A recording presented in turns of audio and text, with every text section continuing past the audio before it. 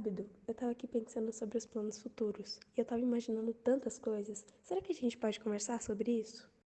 Olha, por mim tudo bem, já que é uma lição de matemática, então pra mim tá tranquilo o conversar. Só que sobre esse futuro, eu acho que eu já tenho por enquanto uma coisa bem definida, que é meu trabalho.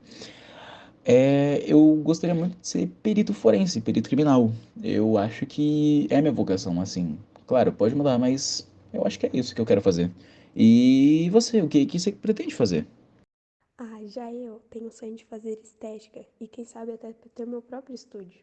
Mas pra isso eu preciso poupar bastante. Você sabe como é que funciona, né? Claro, porque a poupança e o negócio próprio, elas estão sempre andando de mãos dadas. E falando em negócio próprio, você gostaria de ter empreendimento no futuro, Du? Sinceramente, não. Eu acho que a profissão atualmente que eu pretendo seguir não se encaixa no empreendimento. É claro, empreendimento pode ser uma coisa à parte, porém, atualmente eu também não tenho nenhuma ideia, algum conceito que eu consiga criar um grande empreendimento. É claro, a gente está fadado a mudar. Ontem não é a mesma opinião que eu tenho hoje. Hoje eu sou diferente de ontem. E amanhã eu vou ser diferente de hoje. Então, atualmente, eu diria que não. Eu não tenho vontade nenhuma de mudar e de empreender. É uma coisa natural a gente mudar todo dia. Por isso que hoje eu sinto que não tenho vontade nem preparação, talvez, para poder empreender. Mas e agora? Eu já falei muito sobre mim. E você? Você quer criar um empreendimento? Pior que eu tenho que concordar com você. Eu também não tenho nem um pouquinho de vontade de ter um empreendimento. É um negócio próprio, sim, mas um empreendimento não, sabe? Criar novas ideias, até uma empresa, por exemplo, eu não tenho nem um pouco de vontade. Porque, sabe, eu acho que é demais pra mim, não combina com a minha personalidade.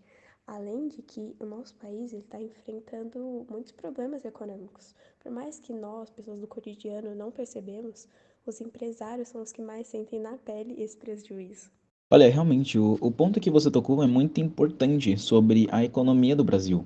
E como os empresários são os que mais sentem, né? Já que inflações, tudo isso afetam eles, do sentido bom e do sentido negativo também. É meio que também uma coisa muito de risco, isso. Sobre o Brasil, sinceramente, é uma situação meio, não digo polêmica, mas sim um pouco estranha até. Como eu próprio digo, né, com meus colegas, muitas pessoas são ignorantes ao ponto dessa parte da economia do Brasil. Muitas pessoas não têm vontade, mesmo que tipo, é extremamente importante você conhecer a economia, principalmente do seu país. Então, eu acho que a situação no Brasil atualmente não é das melhores, assim, ainda mais que veio depois de uma grande pandemia e com a pandemia veio morte, veio quebra na economia por causa de leitos, muitas pessoas morreram, taxa de desemprego enorme por causa do fechamento de várias empresas, assim, e várias pessoas faliram junto com a pandemia por causa dos fechados, exatamente isso. Assim como também várias abriram, assim, principalmente no home office.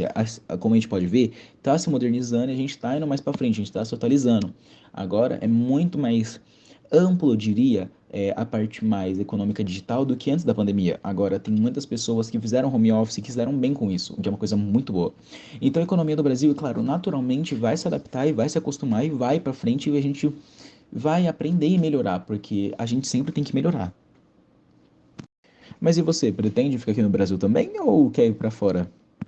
Edu, eu também não trocaria esse Brasil por nada. Por mais que seria uma experiência incrível viajar para o exterior e até morar lá, eu ainda acho que, como você disse, o Brasil ainda tem uma solução e ainda pode se tornar um país muito grande. Ele tem um potencial muito grande.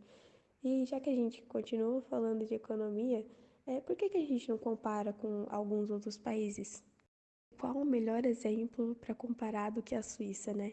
A Suíça é um país de primeiro mundo, é um país muito desenvolvido, tem um PIB excelente, um índice de desenvolvimento humano enorme também, e acho que é um excelente país para a gente começar a comparar. Alguns pontos que dá para citar aqui é que a taxa de criminalidade deles são extremamente baixíssimas e que as prisões de lá não são como as prisões daqui. As prisões de lá são como se fossem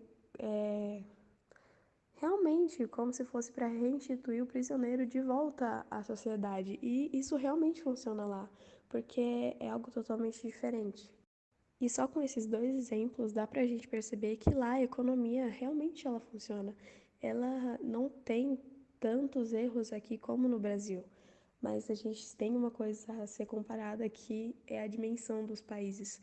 Olha o tamanho da Suíça e olha o tamanho do Brasil. Como a gente espera aplicar as mesmas coisas em um país que é muitas vezes maior que a Suíça? É quase que impossível, mas não é impossível. Por isso eu ainda tenho muita fé no Brasil.